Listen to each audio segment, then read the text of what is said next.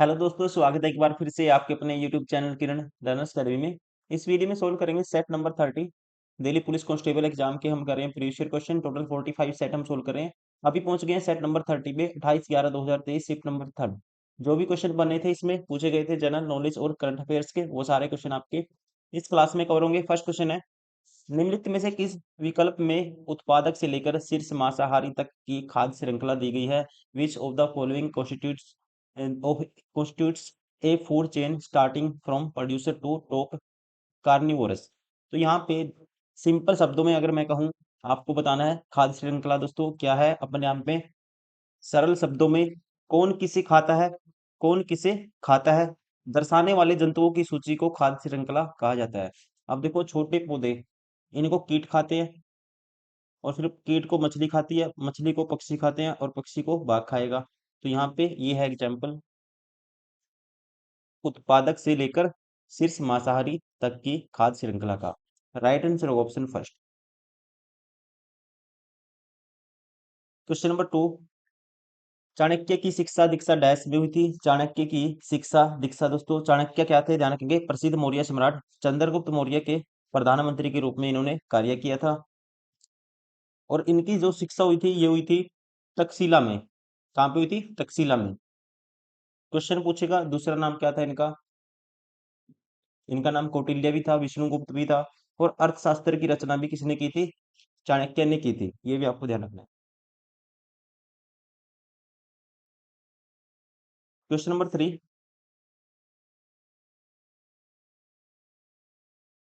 600 ईसा पूर्व 600 ईस्वी की अवधि के दौरान निम्नलिखित में से कौन वह पहला शासक था जिसने अपनी प्रजा और अधिकारियों के लिए अपने संदेशों को पत्थर की सतहों, प्राकृतिक चट्टानों के साथ साथ पॉलिश किए गए स्तंभों पर अंकित किया गया था? उस शासक का नाम आपको बताना है। मोस्ट फेमस शासक था, पता ही होगा आपको, नाम है Ashok, Ashok Maurya. Right answer option third. Question number 4, Bidar का किला भारत के किस राज्य में स्थित है? ये क्वेश्चन कई बार पूछा जाता है। बीदर का किला कर्नाटक के बीदर में स्थित है, आपको ध्यान रखना है। और ये क्या थी? 14वीं शताब्दी में बहमनी साम्राज्य की राजधानी थी। और इस किले का निर्माण दोस्तों अहमद शाह वली बहमनी ने करवाया था। ऑप्शन कहाँ पे है? कर्नाटका।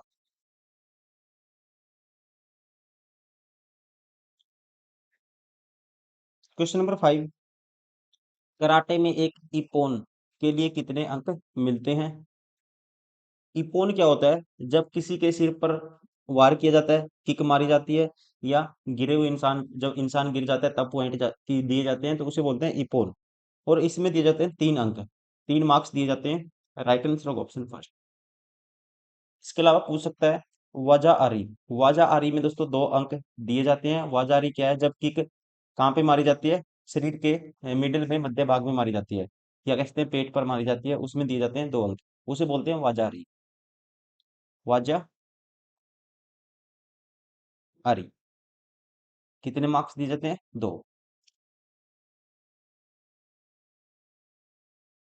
क्वेश्चन नंबर 6, निम्नलिखित में से कौन सा वर्ष का पहला ग्रैंड स्लैम है? टेनिस में 4 ग्रैंड स्लैम टूर्नामेंट होते हैं, जिसमें कौन कौन सा आएगा? एक तो होता है ऑस्ट्रेलियन ओपन, एक होता है फ्रेंच ओपन, एक होता है विंबलडन ओपन, और एक होता है यूएस ओपन। सबसे पहला होता है दोस्तों, ध्यान रखेंगे, ऑस्ट्रेलियन ओपन। कौन सा होगा? ऑस्ट्रेलियन ओपन सबसे पहले होता है।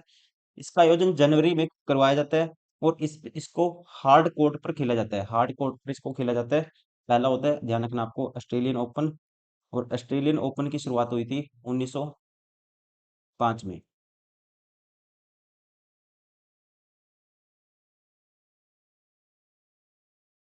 क्वेश्चन नंबर 7,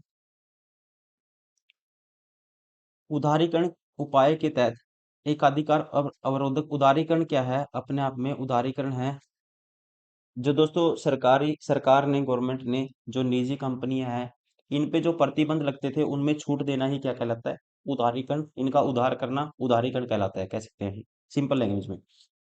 उदारीकरण उपाय के तहत एकाधिकार और अवरोधक व्यापार व्यवहार एमआरटीपी अधिनियम 1969 को निम्नलिखित में से किस अधिनियम द्वारा निरस्त किया गया था?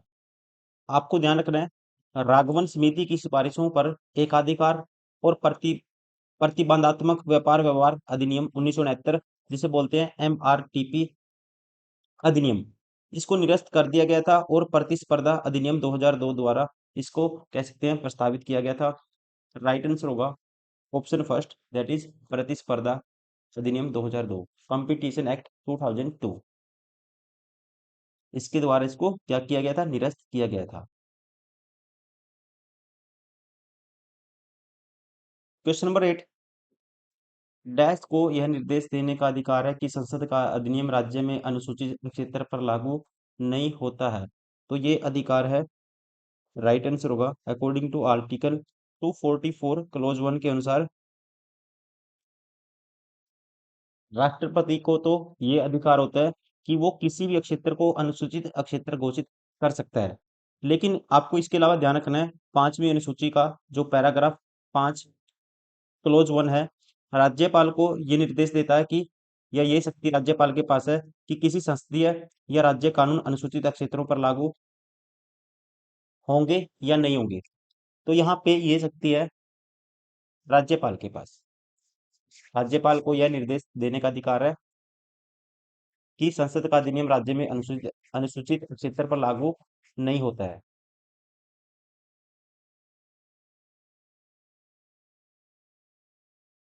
क्वेश्चन नंबर 9, निम्नलिखित में से किस औद्योगिक संयंत्र को भद्रावती नदी से जल आपूर्ति होती है? तो आपको ध्यान रखना है, औद्योगिक संयंत्र विसवरैया विसवरैया लौह एवं इस्पात संयंत्र, इसको होती है भद्रावती नदी से जल की आपूर्ति, और इसकी स्थापना हुई थी 1923 में, 1923 में।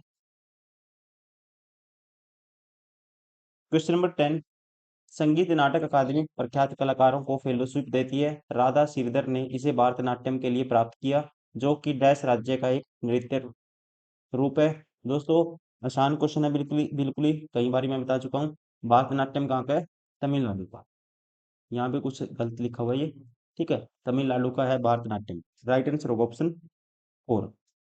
और इनको दिया गया था राधा श्रीधर को भारतनाट्यम में उनके योगदान के लिए 2018 को संगीत नाटक अकादमी पुरस्कार का, कह सकते हैं, इनको पुरस्कार से सम्मानित किया गया था 2018 में।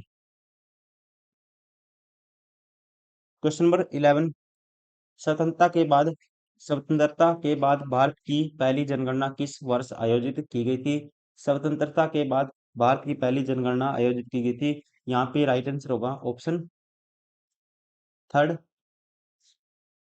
1951 में। पूछेगा पहली जनगणना कब हुई थी? 1872 में हुई थी। पूछेगा पहली नियमित जनगणना कब हुई थी? फिर आएगा 1881। क्वेश्चन नंबर 12, सामान्यतः जब हम भूमध्य रेखा से ध्रुवों की ओर बढ़ते हैं तो वर्षा पर क्या प्रभाव पड़ता है? दोस्तों, जैसे ही ध्रुवों की ओर पोल्स की तरफ जाएंगे तो वर्षा पे क्या इम्पैक्ट पड़ेगा? तो वर्षा में ध्यान रखेंगे आप, वर्षा क्या होगी? निरंतर घटती चली जाती है।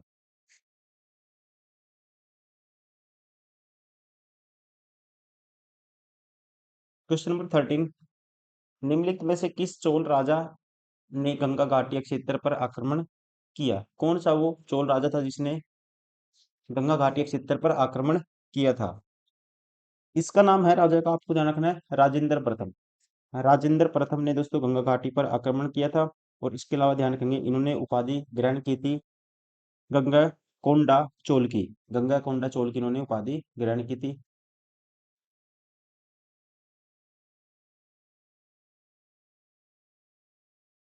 ये भी आप ध्यान रखेंगे। क्वेश्चन नंबर 14, दिल्ली सल्तनत के तहत कौन सा राजवंश भारत में पहला अफगान पश्तून राजवंश था? दिल्ली सल्तनत में पहला, ध्यान रखेंगे, अफगान पश्तून राजवंश माना जाता है लोदी वंश को। इसकी स्थापना की थी बहलोल लोदी के द्वारा इसकी स्थापना की गई थी। और ये था दिल्ली सल्तनत का पांचवा और अंतिम वंश। दिल्ली सल्तनत का पांचवा और अंतिम वंश था, जिसने 1451 से लेके शासन किया था 1526 तक। और यहाँ पे इब्राहिम लोदी को हरा दिया था फिर बाबर ने 1526 में पानीपत के युद्ध में। ठीक है, फिर आ गया था उसके बाद मुगल वंश। Option first. Question number 15। वाद्य यंत्र उससे जुड़े कलाकार के सही संयोजन की पहचान कीजिए। सही संयोजन है इनमें से, पहला कहता है अली अकबर खान। दोस्तों अली अकबर खान क्या है? तबला वादक नहीं है, ये है सरोद वादक। सरोद वादक हैं ये। पंडित शिव कुमार शर्मा, ये अपने आप में ठीक है, ये क्या है? संतूर वादक हैं। जाकिर हुसैन दोस्तों, उस्ताद जाकिर हुसैन है तबला वादक। सरोद नहीं है, क्या है? तबला वादक हैं ये। और बिस्मिल्लाह खान का तो पता ही होगा आपको, मोस्ट फेमस है, ये हैं शहनाई वादक। कौन सा सही था इसमें? Option second. Question number 16। द्विवार्षिक योजनाएं कब लागू की गई थी? द्विवार्षिक दोस्तों योजनाएं कब लागू की गई थी? आपको ध्यान रखना है, जो आठवीं पंचवर्षीय योजना थी, इसको 1990 में लागू होना था, लेकिन 1990 में इसको लागू नहीं किया गया था। अगले वर्ष 1990 से 91 और फिर 91 से 92 को वार्षिक योजना के रूप में इसको माना गया था। और इसका मुख्य कारण क्या था? उस टाइम आर्थिक और राजनीतिक अस्थिरता थी। तो ये थी, कह सकते हैं, अकॉर्डिंग टू सातवीं पंचवर्षीय योजना के बाद की जो आठवीं पंचवर्षीय योजना क्या थी? 91, 90 से 91 और फिर 91 से 92, ये थी वार्षिक योजना, द्विवार्षिक योजना।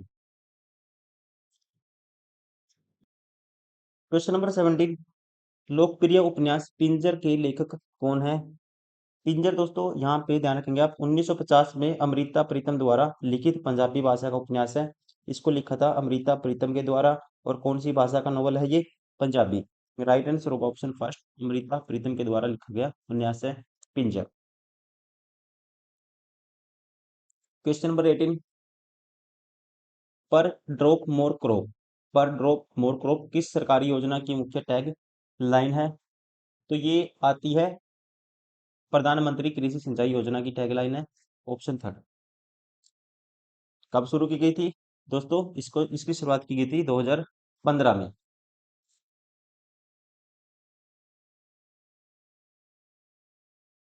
Question number 19। मिलान करना है।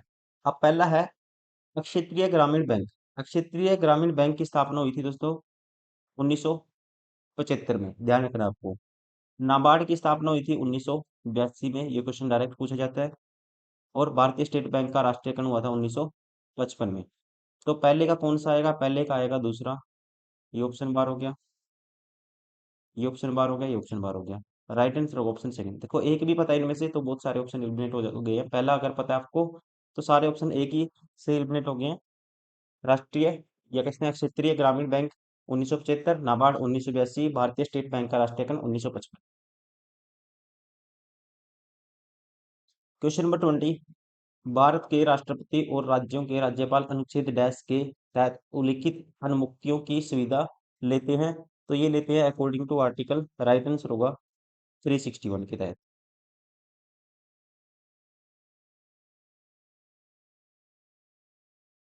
Question number 21। 1990 में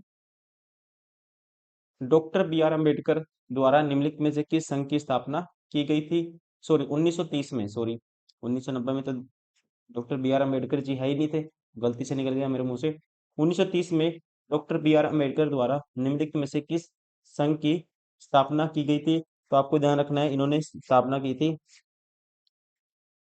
option second, the depressed classes association की।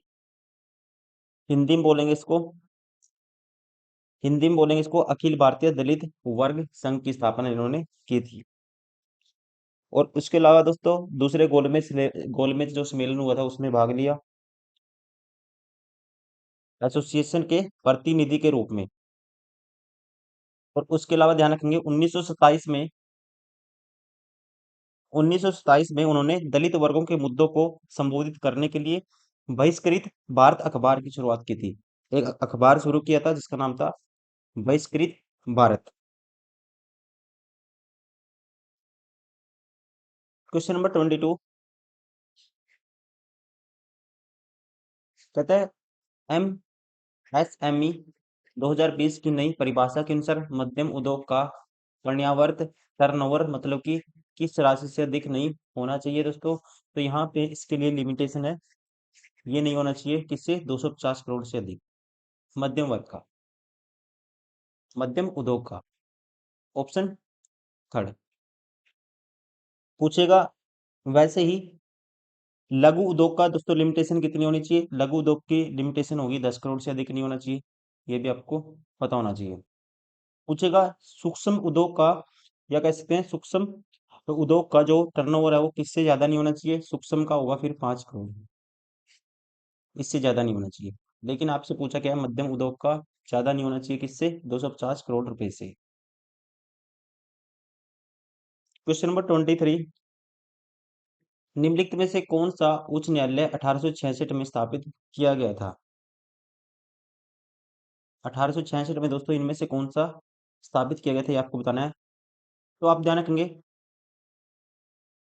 गुजरात उच्च न्यायालय, इसकी स्थापना हुई थी 1 मई 1960 को। केरल उच्च न्यायालय की स्थापना हुई थी 1 नवंबर 1956 को।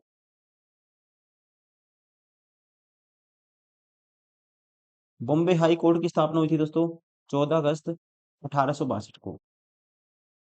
1862। और इलाहाबाद उच्च न्यायालय की स्थापना हुई थी 1866 में। 17 मार्च 1866 को स्थापना हुई थी इलाहाबाद उच्च न्यायालय की। राइट आंसर होगा ऑप्शन 4। क्वेश्चन नंबर 24 1991 में भारत को डैश के कारण आर्थिक संकट का सामना करना पड़ा था। तो यहाँ पे राइट आंसर होगा, वजह थी भारी कर्ज का बोझ। ऑप्शन 4।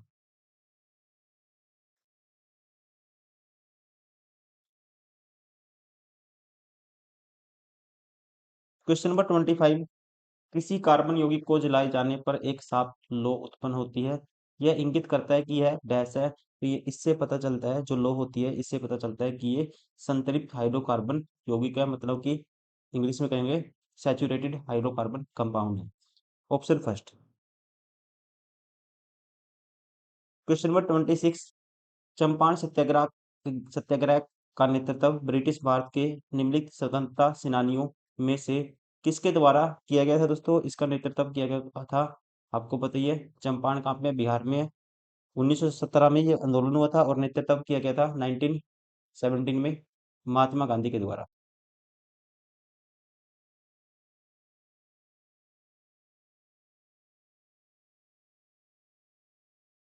क्वेश्चन नंबर 27 निम्नलिखित में से अप्रत्यक्ष कर इनडायरेक्ट टैक्स का उदाहरण कौन सा है। इनडायरेक्ट टैक्स का दोस्तों या कह सकते हैं अप्रत्यक्ष कर का कौन सा उदाहरण है।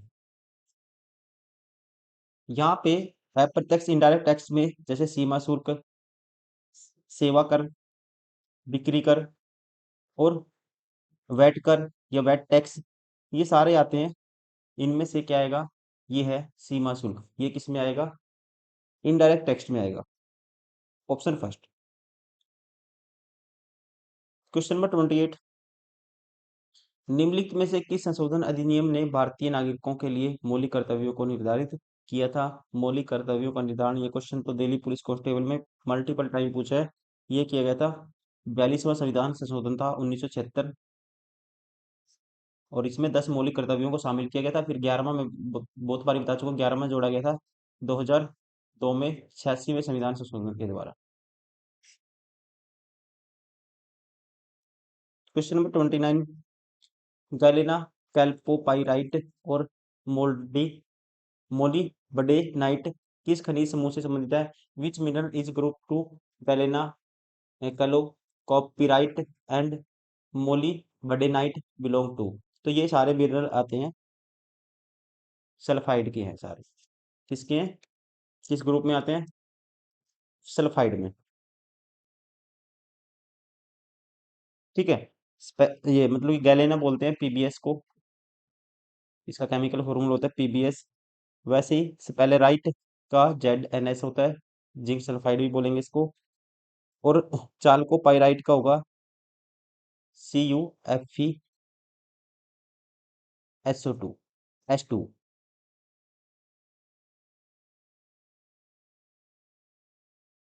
Question number 30। RLV रामकृष्ण ने 2021 में मोहिनीअट्टम के लिए अकादमी पुरस्कार जीता। यह निम्नलिखित में से किस राज्य का शास्त्रीय नृत्य है दोस्तों? मोहिनीअट्टम। मोहिनीअट्टम है, आपको ध्यान रखना है, मोहिनीअट्टम है most famous in Kerala. Option third. Question number 31। India wins freedom निम्नलिखित स्वतंत्रता सेनानियों में से किसके द्वारा लिखी गई आत्मकथा कथा है? इंडिया विंस फ्रीडम आत्मकथा है, ये है ऑप्शन सेकंड, अब्दुल कलाम आजाद की। किसकी है? अब्दुल कलाम आजाद की। पूछेगा भारत के पहले शिक्षा मंत्री कौन थे? तो ये भी आपको ध्यान रखना है। 1947 में भारत के पहले शिक्षा मंत्री कौन थे? अब्दुल कलाम आजाद। और पूछेगा इनको अब्दुल कलाम आजाद को भारत रत्न किस वर्ष दिया गया था? 1992 में दिया गया था इनको भारत रत्न। Question number 32। स्तंभ ए, कॉलम ए और कॉलम बी का मिलान करना है आपको। कॉलम ए और कॉलम बी का। देखिए, अब उत्पादक दोस्तों खाद्य श्रृंखला का जो कह सकते हैं ये दिए हैं, उपभोक्ता और उत्पादक, खाने वाले और कह सकते हैं उनका जो प्रोडक्ट है वो दिया हुआ है उत्पादक। अब पहला उत्पादक में दोस्तों क्या आएगा? इसमें उत्पादक में आएगा, इसमें हरे पौधे किसमें आते हैं? उत्पादक में आते हैं। प्राथमिक उपभोक्ता में इनमें से कोई सबसे पहले प्राथमिक उपभोक्ता में आता है शाकाहारी जानवर आते हैं। शाकाहारी जानवर किसमें आते हैं? प्राथमिक उपभोक्ता में। उसके अलावा तृतीय उपभोक्ता तृतीय उपभोक्ता में आते हैं दोस्तों मांसाहारी। और अपघटक में आते हैं इनमें से बैक्टीरिया। अपघटक में आएगा बैक्टीरिया, मतलब कि जीवाणु। राइट आंसर होगा ऑप्शन फर्स्ट।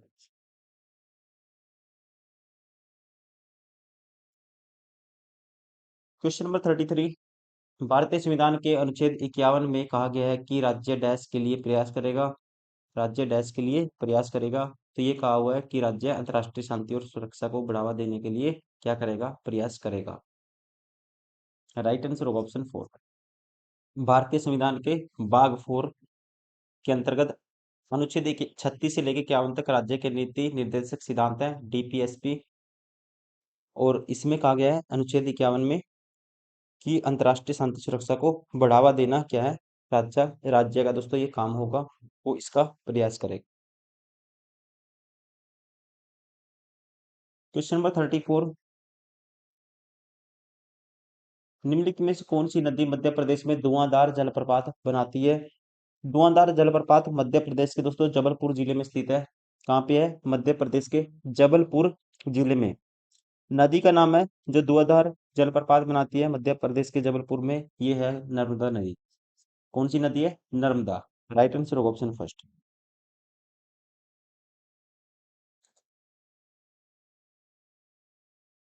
क्वेश्चन पूछेगा नदी क्या है दोस्तों अपने में, ये भी आपको ध्यान रखना है। कौन सी साइड बहती है नदी? जो नर्मदा नदी है प्रायद्वीपीय क्षेत्र की पश्चिम की ओर बहने वाली सबसे बड़ी नदी इसको माना जाता है, पश्चिम की ओर बहने वाली। Question number 35। गणतंत्र दिवस 2023 के अवसर पर संस्कृति मंत्रालय द्वारा आयोजित कार्यक्रम वंदे भारतम में कला के किस रूप का प्रदर्शन किया गया था? तो यहाँ पे इसका राइट आंसर होगा, ये किया गया था नृत्य।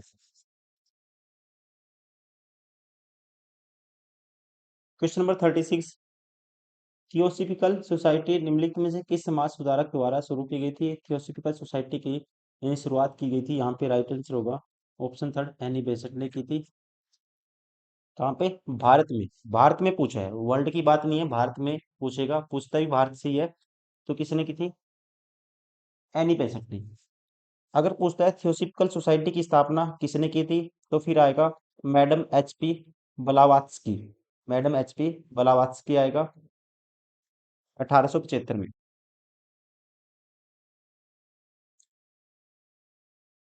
Question number 37। पूर्णमासी जानी एक आदिवासी गायिका है, गायिका और सामाजिक कार्यकर्ता है। पूर्णमासी, जिन्होंने सामाजिक उद्देश्यों को बढ़ावा देने वाले हजारों गाने डैश में गाए हैं। इनका रिलेशन है, इन्होंने गाए हैं उड़िया भाषा में। कब गाए हैं दोस्तों? उड़िया भाषा में। पूछेगा उड़िया भाषा को क्लासिकल लैंग्वेज, शास्त्रीय भाषा का दर्जा कब प्राप्त प्राप्त हुआ था, ये भी आपको ध्यान रखना है। 2014 में। 6 भाषाएं हैं जिनको शास्त्रीय भाषा को दर्जा प्राप्त हो चुका है, और उड़िया को कब हुआ है? सबसे लास्ट में 2014 में।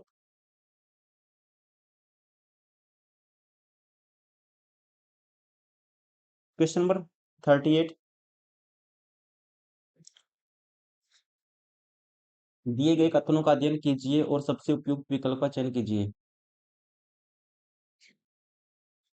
पहला कहता है मानव रक्त में श्वेत रक्त WBC होता है, व्हाइट ब्लड सेल होते हैं जो अपना आकार बदल सकती हैं, इनमें कैपेबिलिटी होती है दोस्तों। ठीक है, इनमें कैपेबिलिटी होती है, ये अपना आकार चेंज कर लेते हैं, ये अपने आप में ठीक है स्टेटमेंट।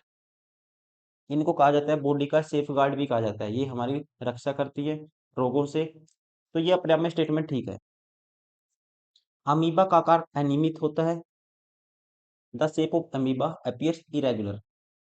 ये दोस्तों स्टेटमेंट अपने आप में ठीक है। अमीबा में सेल मेम्ब्रेन मतलब कोशिका भित्ति नहीं होती, जो उन्हें स्वतंत्र रूप से घूमने की अनुमति देती है। दोनों स्टेटमेंट ठीक है। राइट आंसर होगा ऑप्शन फर्स्ट।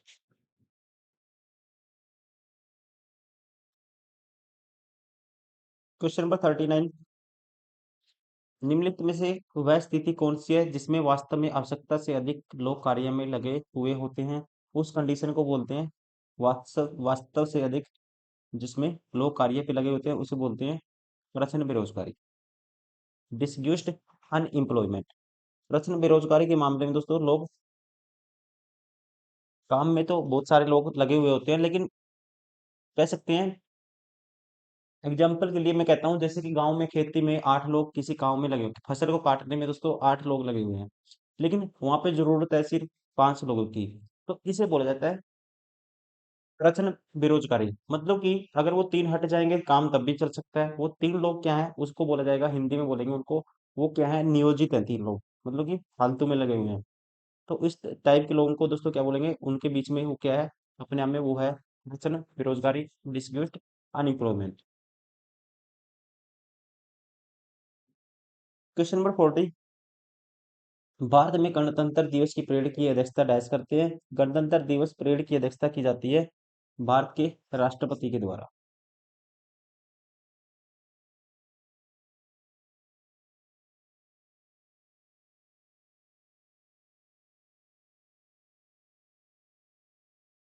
Question number 41। निम्नलिखित में से कौन सा नृत्य उत्तर भारत की रासलीला से प्रभावित था? लीला से प्रभावित नृत्य का नाम है कथक। उत्तर भारत में इसको किया जाता है मोस्टली, यूपी में। Question number 42। निम्नलिखित में से किस अधिनियम के तहत ईस्ट इंडिया कंपनी द्वारा व्यावसायिक गतिविधियों और ब्रिटिश संसद द्वारा राजनीतिक गतिविधियों की देखभाल की जानी थी? इस अधिनियम का नाम है पिट्स इंडिया एक्ट। कब आया था? 1784 में। पिट्स इंडिया एक्ट के तहत ईस्ट इंडिया कंपनी द्वारा व्यावसायिक गतिविधियों और ब्रिटिश संसद द्वारा राजनीतिक गतिविधियों की देखभाल की जानी होती थी।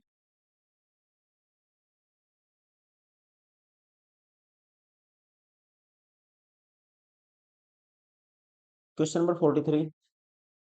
प्रधानमंत्री गरीब कल्याण जमा योजना PMGKDS भारत सरकार द्वारा किस वर्ष शुरू की गई थी? प्रधानमंत्री दोस्तों गरीब कल्याण योजना की शुरुआत, गरीब कल्याण जमा योजना की शुरुआत की गई थी। राइट आंसर होगा ऑप्शन 4, 2016 में। 16 दिसंबर 2016 को इसकी शुरुआत की गई थी। Question number 44। 23वें राष्ट्रमंडल खेलों की मेजबानी डैश के द्वारा की जाएगी? 23वें राष्ट्रमंडल खेलों की मेजबानी की जाएगी, राइट आंसर होगा ऑप्शन थर्ड, ऑस्ट्रेलिया में।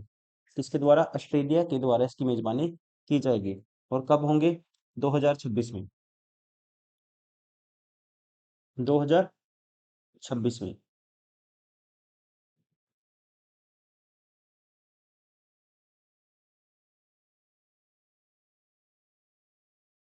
क्वेश्चन नंबर 45, न्यू मंगलोर बंदरगाह किस राज्य में स्थित है? न्यू मंगलोर बंदरगाह, यहाँ पे राइट आंसर होगा, ये आता है कर्नाटका में। कहाँ पे आता है? कर्नाटका में आता है। 46 क्वेश्चन नंबर, क्रिकेट गेंद की परिधि लगभग कितनी होती है? क्रिकेट गेंद की जो सरकमफ्रेंस होता है, ये माना जाता है 9 इंच। राइट आंसर होगा option third. Question number 47, Bharat के संविधान के अनुच्छेद 21 ए के तहत बच्चों को मुफ्त और अनिवार्य शिक्षा प्रदान करने की आयु क्या है? तो आयु होता है दोस्तों, लिमिटेशन है यहाँ पे। राइट आंसर होगा ऑप्शन सेकंड, 6 से 14 वर्ष। क्वेश्चन कई बार पूछा जाता है, आपको याद भी हो गया होगा, 6 से 14 वर्ष। क्वेश्चन नंबर 48, अध्यक्ष, स्पीकर और उपाध्यक्ष डिप्टी स्पीकर की अनुपस्थिति में लोकसभा की अध्यक्षता कौन करता है? तो इन दोनों की अनुपस्थिति में लोकसभा की अध्यक्षता की जाएगी अध्यक्ष द्वारा मनोनीत पैनल के सदस्यों में से कोई एक व्यक्ति के द्वारा। Option number second is correct.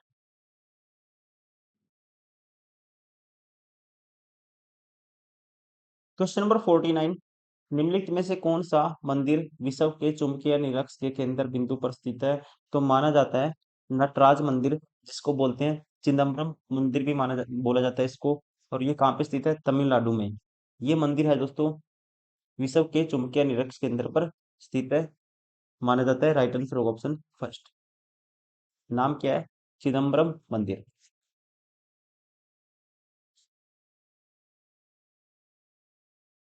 Question number 50, Shankar देव ने किस धर्म के प्रचार के लिए असम में सत्रिय नृत्य की शुरुआत की थी? सत्रिय नृत्य मोस्ट फेमस है, कई बार पूछा जाता है, कहाँ पे है, कहाँ का नृत्य है?